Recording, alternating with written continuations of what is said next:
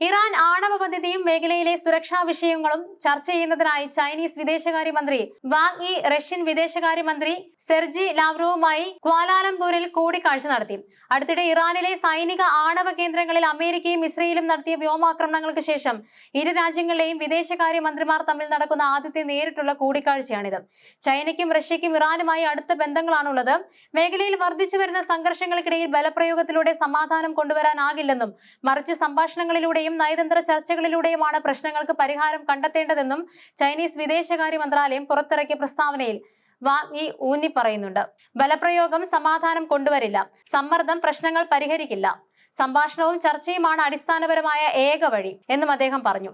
ആണവായുധങ്ങൾ നിർമ്മിക്കില്ലെന്ന ഇറാന്റെ പ്രതിബദ്ധതയെ ചൈന മാനിക്കുന്നതായും ആണവ നിർവ്യാപന ഉടമ്പടിക്ക് കീഴിൽ സമാധാനപരമായ ആണവോർജ്ജ ഉപയോഗത്തിനുള്ള ഇറാന്റെ അവകാശത്തെ മാനിക്കുന്നതായും അദ്ദേഹം വ്യക്തമാക്കി. ഇരുവരും ഉഭയകക്ഷി ബന്ധങ്ങൾ വിലയിരുത്തുകയും ഇസ്രയേൽ പലസ്തീൻ സംഘർഷം ഉൾപ്പെടെയുള്ള മറ്റ് പ്രധാനപ്പെട്ട പ്രാദേശിക അന്താരാഷ്ട്ര വിഷയങ്ങളെക്കുറിച്ച് അഭിപ്രായങ്ങൾ കൈമാറുകയും ചെയ്തു. കഴിഞ്ഞ മാസം ഇസ്രയേൽ ഇറാനിയൻ സൈനിക ആണവ സാധാരണ കേന്ദ്രങ്ങളിൽ ആക്രമണം നടത്തിയതോടെയാണ് സംഘർഷം ആരംഭിച്ചത്. ഇതിന് ഇറാൻ തിരിച്ചടി നൽകുകയും തുടർന്ന് US ഇറാനിലെ ആണവ കേന്ദ്രങ്ങളിൽ ബോംബാക്രമണം നടത്തുകയും ചെയ്തു.